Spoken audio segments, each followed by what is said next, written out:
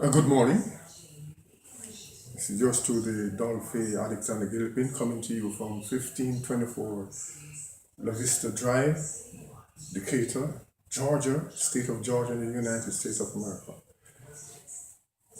And we're continuing with our analysis on the hematologic disorders. And previously we did thrombocytosis or thrombocytopenia. And this morning we're doing thrombocytopenia. But first, let us say that in all cases of these hematologic disorder treatment, the AMZ5X12MIPCA does apply, which is the amazing 5x12 matrix in an implicit pharmaceutical configuration mode. And we call that the application, the AMZ5X12 implicit pharmaceutical consideration application. And it's implicit because purposefully we have left out a lot of data that is not ready to be revealed as yet. But let's just say for the moment that one of the characteristics of this AMZ5X12 IPCA is precision. It allows us precision in our dosage regime. It also allows us assistance in choosing the correct pharmacochemical for the relevant disorder. With thrombocytopenia, let's go through this briefly. It's a decrease in the platelets count, or the thrombocytes, and less than 150,000 platelets per microliter of blood would be considered a case of thrombocytopenia. And we could see this under our OMAX microscope here being displayed in the background. When they take the blood slide and look at the blood, we see a count. If we do a CBC, a complete blood count, we could come up with now 150,000, less than 150,000 platelets per microliter would be considered a condition of thrombocytopenia. The condition causing this thrombocytopenia are diseases such as leukemia, which is cancer of the blood or the bone marrow.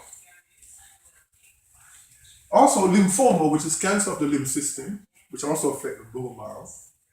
And we know that in the bone marrow, red blood cells, white blood cells, and platelets are produced by this by the bone marrow, so that any condition or anything that affects the bone marrow would also affect the production of the red, white, and platelets blood cells. So that's very important, the bone marrow, in the production of the major cells as well as the stem cells. So we have leukemia, lymphoma, aplastic anemia also can predispose a person to thrombocytopenia. And in aplastic anemia, the red and white and platelet, red blood cells, the white blood cells, and platelets are destroyed. And therefore, in particular, the platelets, if they are destroyed, will lead to a reduced case of platelets count, which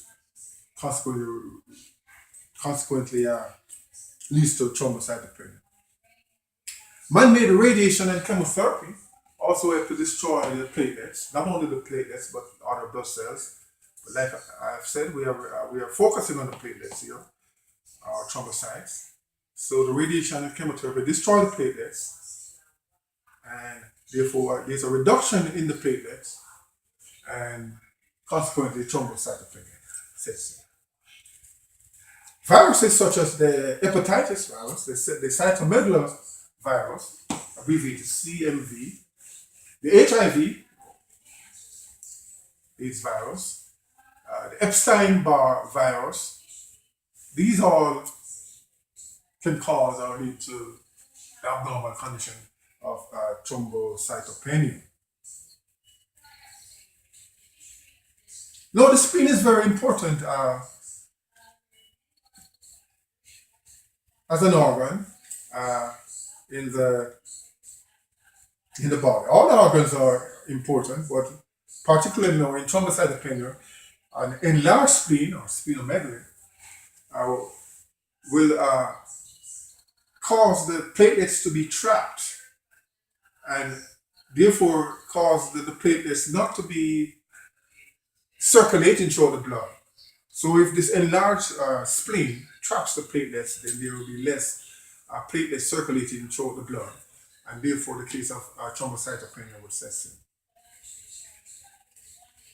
Exposure to toxic chemical leads to thrombocytopenia. A hereditary condition passed down by the parents can cause thrombocytopenia. And in women in particular, extreme bleeding in the menstrual cycle, also a case for thrombocytopenia.